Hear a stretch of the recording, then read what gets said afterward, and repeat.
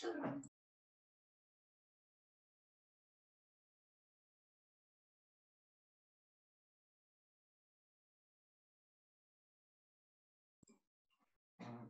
tal? Muy buenas tardes. Bienvenidos a este curso sobre obligaciones laborales, cumplimiento de las obligaciones laborales en materia de trabajo, ¿no? Y yo soy el maestro Benjamín Etzahualcoyotl Álvarez Ferman, me presento con todos ustedes. Soy abogado, licenciado en Derecho, egresado de la Universidad Tecnológica de México, con especialidad en Derecho Laboral por la Junta de Conciliación y Arbitraje de la Ciudad de México, con posgrado en Derecho de Trabajo por la misma Universidad Tecnológica de México, y maestría en Derecho Laboral por el Centro Universitario Immanuel Kant.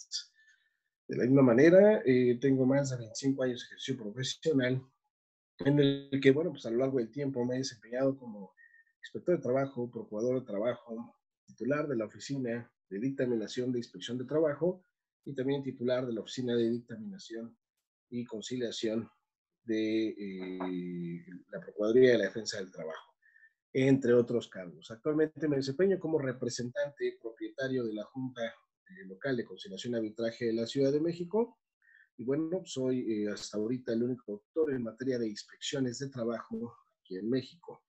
Académicamente tengo una trayectoria de 25 años en universidades como Universidad Tecmilenio, Unitec, actualmente aquí en la Facultad Judicial de Derecho Tributario, el Colegio Nacional de Contadores Públicos de México y también la Universidad C1 de Hermosillo, Sonora.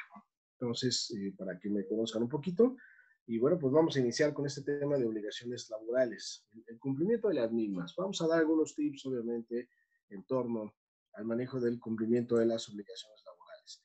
¿Por qué es importante que veamos este tema? Bueno, hay dos puntos esenciales que se dan en materia laboral que de alguna manera pues nos dan pues todo el esquema que se maneja en la Ley Federal del Trabajo. El primero de ellos es en base a una figura jurídica que todos conocemos, que es la relación laboral. Yo siempre he sostenido que la relación laboral precisamente es precisamente la base de toda la estructura de materia de trabajo, y la mala contratación, la mala designación de prestaciones, así como la mala asignación y clasificación de los mismos en las diversas categorías que nosotros tenemos, pues es lo que hace que en un futuro exista rompimiento de las relaciones laborales, fractura de las mismas y por consecuencia, pues problemas entre los trabajadores y los patrones. Entonces, nuestro punto de partida será ese, el artículo 20 de la Ley Federal del Trabajo, que nos da el significado precisamente de la relación laboral. Nosotros como seres humanos tenemos la necesidad de interrelacionarnos entre nosotros, y en la forma y términos en que llevemos a cabo esta interrelación, precisamente es como se va a dar el tipo de conflictos a los que estamos sujetos. ¿Por qué la forma y términos y el tipo de conflictos? Pues es muy sencillo. El ser humano es conflictivo por naturaleza, y la manera en la que lleva a cabo esta interrelación y de las diversas actividades, obligaciones y derechos que nacen, pues precisamente de ahí deviene el tipo de derecho que vamos a aplicar para solucionar estas controversias. En materia de trabajo es simple. Basta con que yo me ponga de acuerdo con una actividad que voy a desarrollar y una cantidad económica que me van a pagar en contraprestación, lo cual nosotros conocemos como salario, para que se pueda dar esta circunstancia de la relación laboral.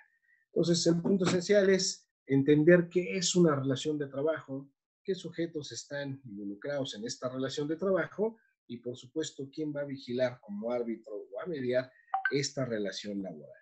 Y en ese sentido, bueno, pues vamos a tomar ese artículo 20 de la legislación que nos establece que una relación laboral va a ser aquella que se dé de acuerdo a cualquier acto que de alguna manera se origine entre dos personas y con ello pues se establezca un trabajo personal subordinado. ¿Por qué cualquier acto? Y este punto es importante. Porque a diferencia de otras materias, la generación de obligaciones y derechos no se da de manera formal en estricto sentido, salvo que la ley lo maneje. Es decir, basta con el simple acuerdo de voluntades que se maneje entre dos personas en estos aspectos que hemos comentado de la prestación de un servicio y del salario como tal, para que pueda dar nacimiento a la relación laboral como tal. Entonces, no necesariamente voy a necesitar un contrato de trabajo, Hay algunos aspectos en la ley que sí lo requieren de manera estricta, pero la formalidad como tal no es indispensable, al menos al 100%, porque así lo marca la misma legislación, artículo 17 y artículo 19 de la Ley Federal del Trabajo. Entonces, el punto clave es, tengo el acuerdo de voluntades de dos partes. Me pongo de acuerdo en esa actividad, me pongo de acuerdo en ese salario, y el trabajo que se va a desempeñar debe tener la característica de ser evidentemente personal. No se puede prestar por interpósita persona, no se puede manejar por un tercero ajeno, toda vez de que el trabajo se establece con ciertas características dependiendo de otra segunda figura jurídica que es de vital importancia para nosotros, la subordinación, la cual conlleva tres aspectos importantes. Primero, ese acuerdo de voluntades exactamente en donde se va a establecer la dirección por parte de una de las dos contratantes y con ello pues los trabajos que se van a tener que desempeñar. Segundo, la sujeción a un horario de trabajo que ya más adelante, bueno, pues se puede establecer de acuerdo a las jornadas que la misma ley autoriza y con los parámetros que ésta establece. Y tercero, evidentemente, el pago de un salario. Entonces, son tres aspectos importantes mediante los cuales se va a dar la subordinación y si no existen los mismos, pues no existe la subordinación como tal. Si no hay subordinación, no podemos hablar tampoco de relación laboral. Entonces, reitero los tres. Primero, sería la dirección por una de las contrapartes en torno a los trabajos que se van a desempeñar. Segundo, la sujeción a un horario. Y tercero, el pago de una cantidad económica que va a ser el salario.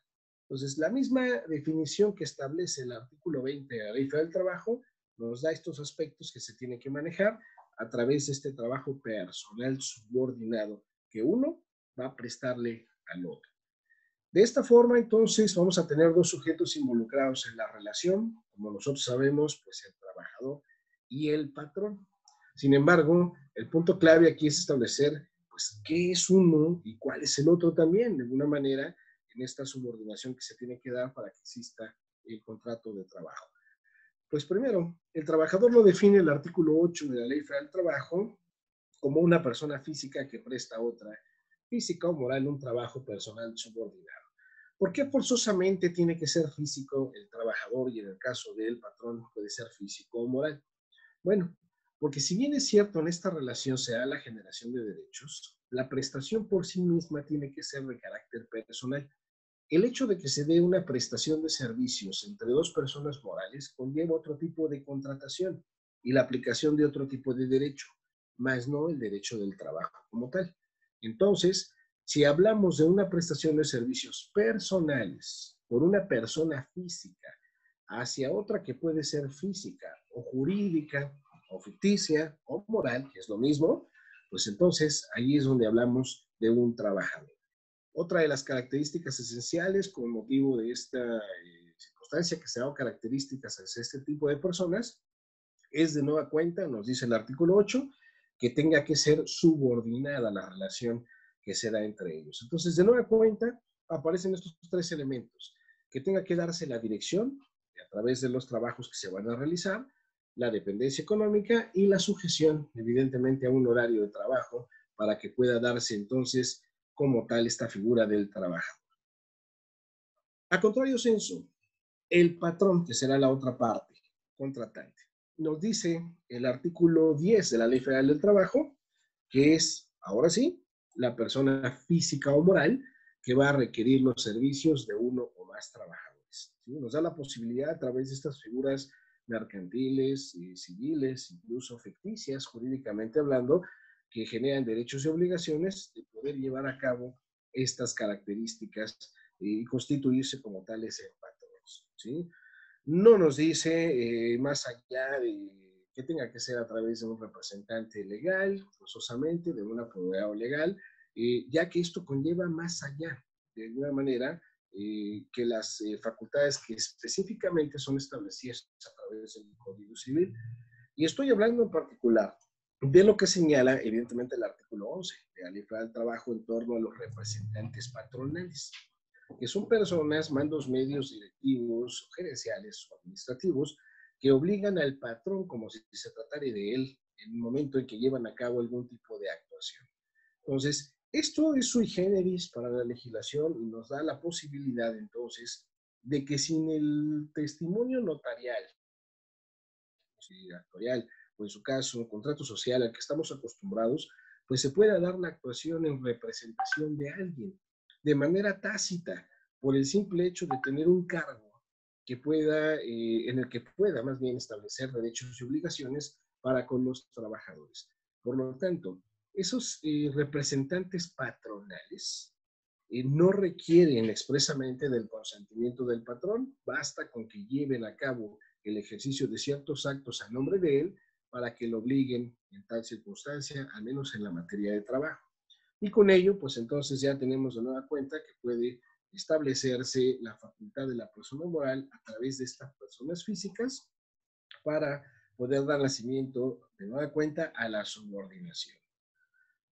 Los patrones van a constituir, evidentemente, conforme al artículo 16, empresas, que no van a ser otra cosa más que la unidad económica de producción y o distribución de bienes o servicios. Nos marca además este artículo que cuando hablemos de sucursales o establecimientos, bueno, simplemente serán aquellas unidades económicas que van a coadyuvar al objeto principal de la empresa y al generar riqueza, pues evidentemente también van a tener la posibilidad de tener trabajadores involucrados. Entonces, estas circunstancias, ¿por qué son importantes que nosotros las repasemos? Bueno, porque de origen hay que ver dónde nace precisamente la facultad de poder llevar a cabo obligaciones y derechos en esta relación.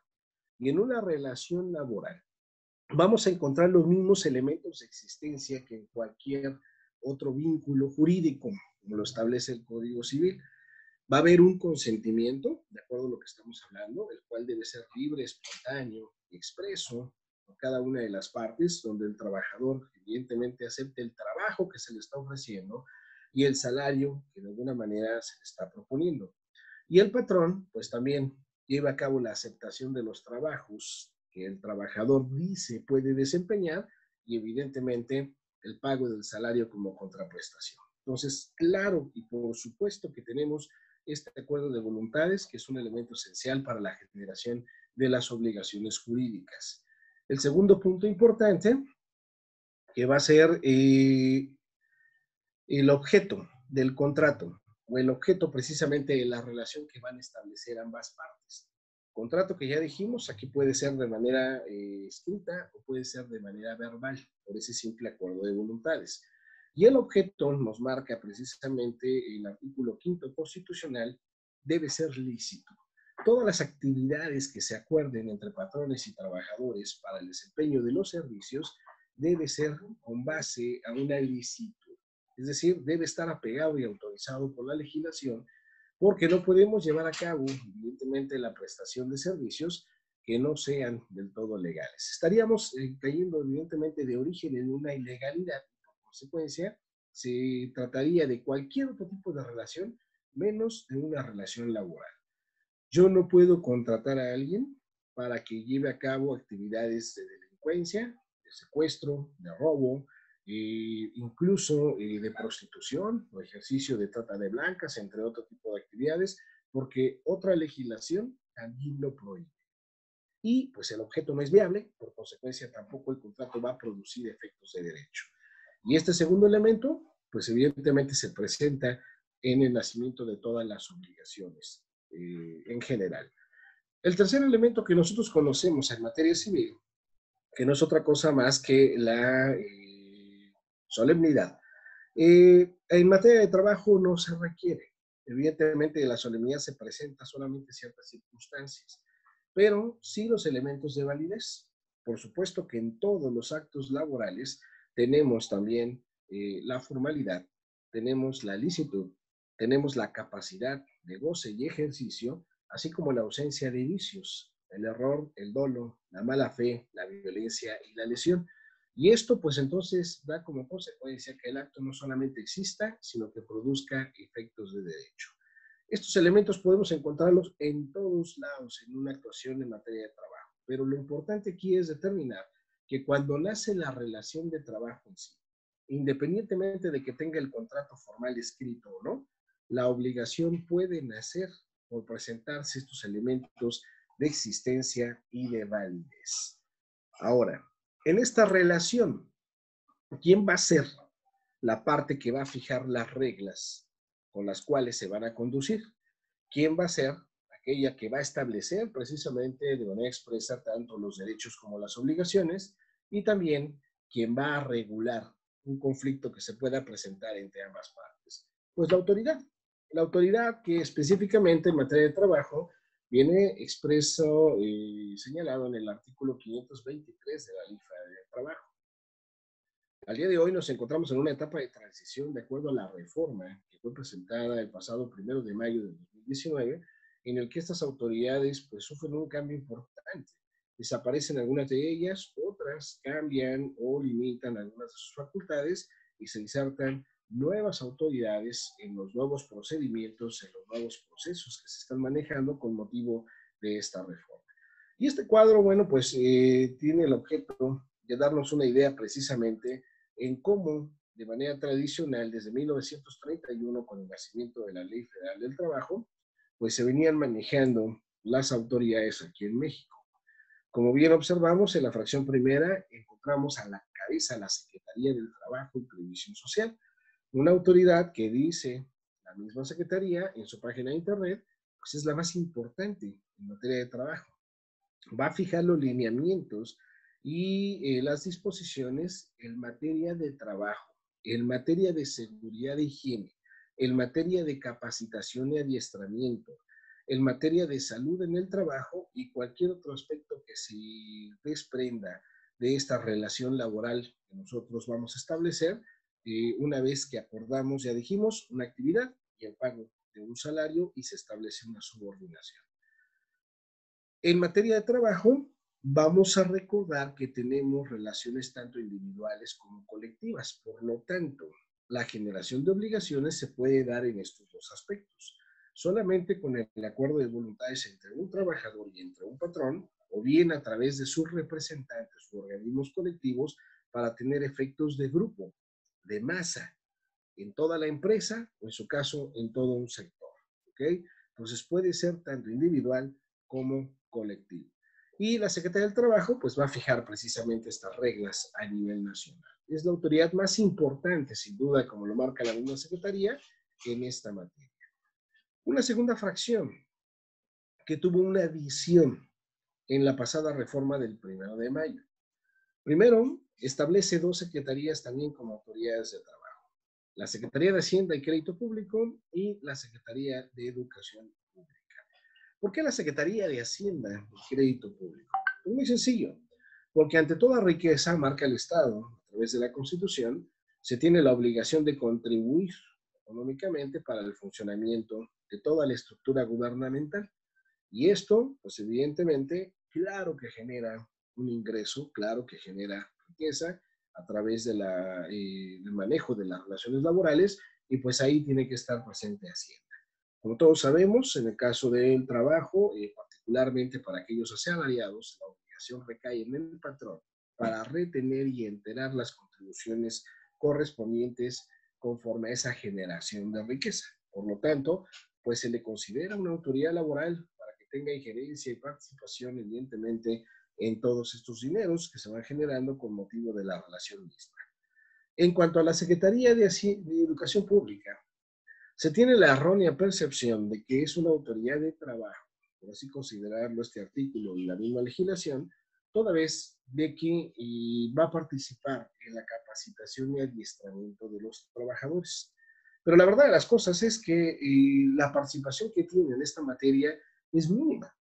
El punto importante y el punto fuerte de la participación de la Secretaría de Educación Pública radica precisamente en aquella implementación de planes y programas con el objeto de erradicar y prevenir con posterioridad la analfabetización del sector de trabajo.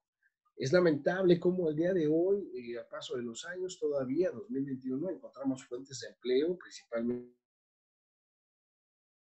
pues porcentajes importantes de trabajadores se encuentran en este problema de analfabetización.